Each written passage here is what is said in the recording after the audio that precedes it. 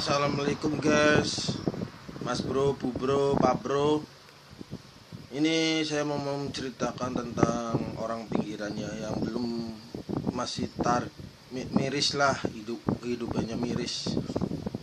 Ya kita harus yang udah mampu ya harus membantu.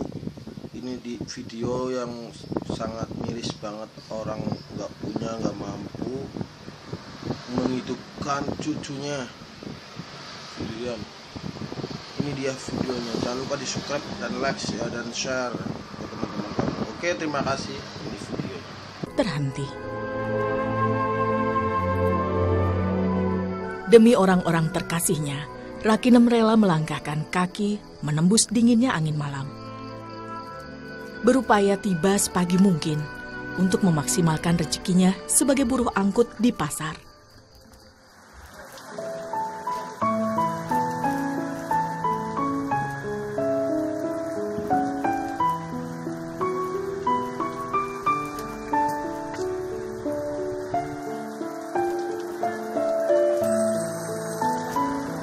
Seumur hidupnya, Rakinem berjuang tak kenal lelah.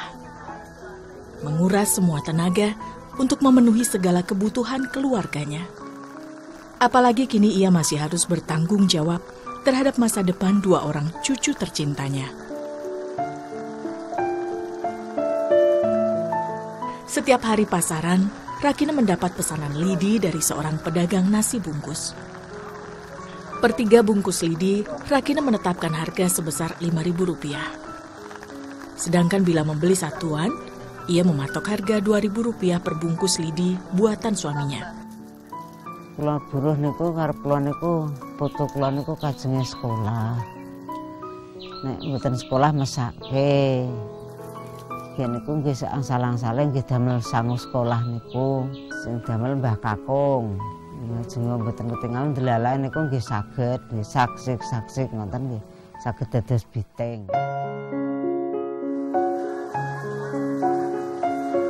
Daun jati sendiri adalah pesanan dari pedagang sayur. Dan untuk satu bongkok atau satu tumpukan yang berisi 3 ikat daun jati ini, Rakinem memperoleh keuntungan sebesar Rp5.000. Di pedagang ini pula Rakinem biasa membeli sayur-sayuran titipan tetangganya.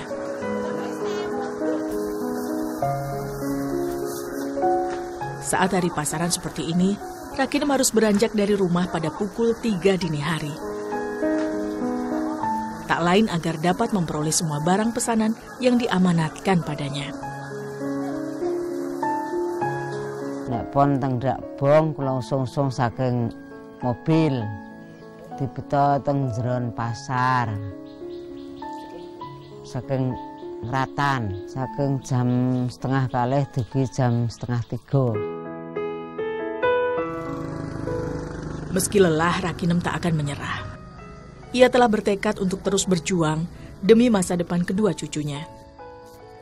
Apalagi Devi dan Adit saat ini sedang menghadapi masa persiapan ujian akhir sekolah.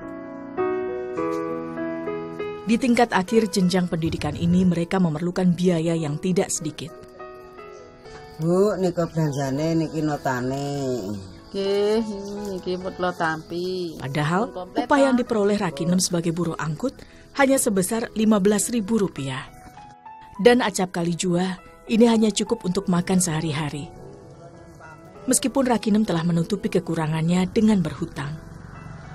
Tambahin meng gini ku utang-utang. Mungkin yang pun nonton wansine gawean, kalau mengebrok dan riku. Nek dereng tak utangnya dereng pindah.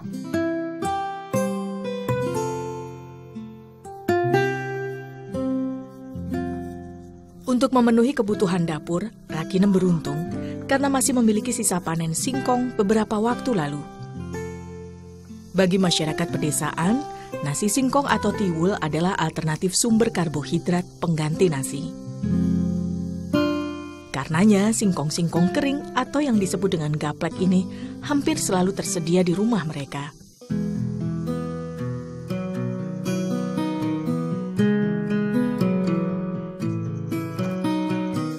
Untuk membuat tiwul, Rakinem terlebih dulu menghaluskan gaplek kering.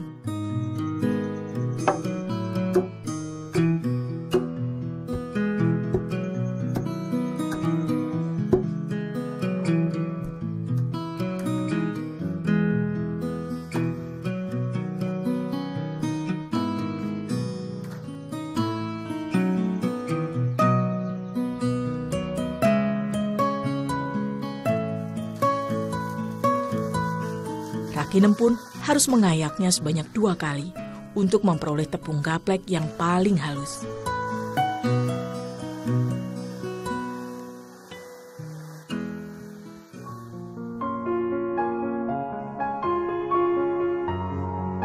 Selanjutnya tepung gaplek ia beri cipratan air pada tepung sedemikian rupa hingga menjadi gumpalan menyerupai nasi.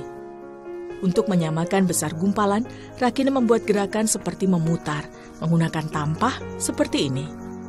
Proses ini dalam istilah setempat disebut dengan nginteri.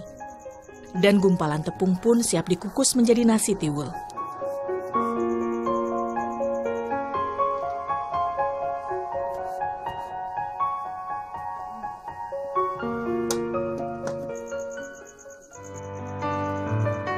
Sambil menunggu tiwul matang, Rakinem bisa menyiapkan sayur sebagai makanan pelengkap nasi tiwul mereka.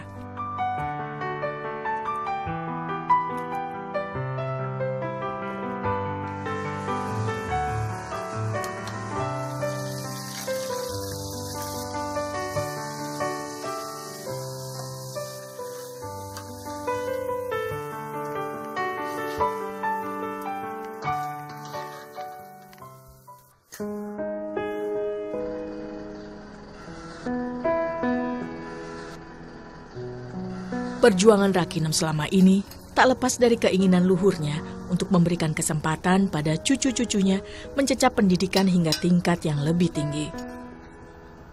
Merawat dan membesarkan 2 orang cucu dengan tenaga tua memang tidak mudah. Namun Rakinem dan Waridianto tak menyerah dan terus berusaha menempuh berbagai cara agar sang cucu dapat terus meniti asa. Saking bayi sing Devi niku umur 11 sasi, sing Adit niku 9 sasi, Bu. Niku mongko jenenge numbaske susu barang mboten ming momong. Lah iki bapakane kali ibune ming do separek-parek niku kek anake ditinggal ngriki niki.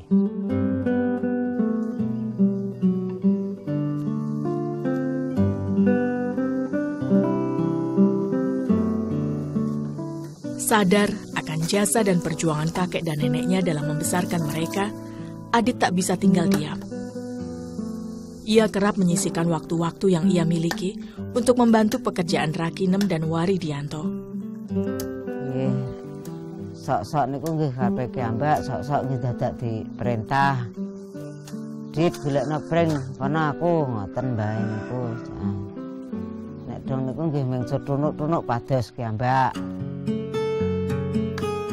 Biasanya untuk membuat biting atau lidi, sang kakek menggunakan bagian ujung bambu. Karena bagian ini seringkali hanya dimanfaatkan sebagai bahan bakar. Sehingga terkadang Waridianto hanya cukup dengan meminta pada tetangga yang tak lagi memerlukan.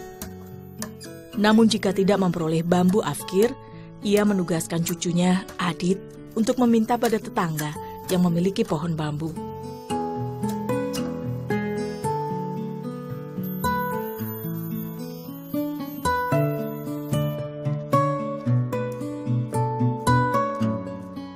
Bahane niku kula ming njaluk-njaluk. Nek tumbas kula mboten wani. Waridianto tak pernah mengira bahwa dirinya harus menjalani sisa hidup dalam kegelapan. Semuanya datang tiba-tiba. Hingga tak sekalipun ia bersiap menerima kenyataan bahwa binar-binar kehidupannya akan meredup selamanya. Ya, well lairan kula niku turune kakang kula. Kawan dosa 9, lajeng kula mangkat mboten semerep niku 26. Niku bar mandi sore niku gatel. Terus selote mboten semerep ngoten kek taun 7 dosa kula operasi wonten Jogja. Namun ia tak mau duduk diam berpangku tangan. Tak sedikit pun ia berhenti berusaha. termasuk membuat tusuk kayu yang bisa dijual ini. Meski tak jarang pula, tangan Waridianto terluka karena pisau ataupun tertusuk ujung lidi.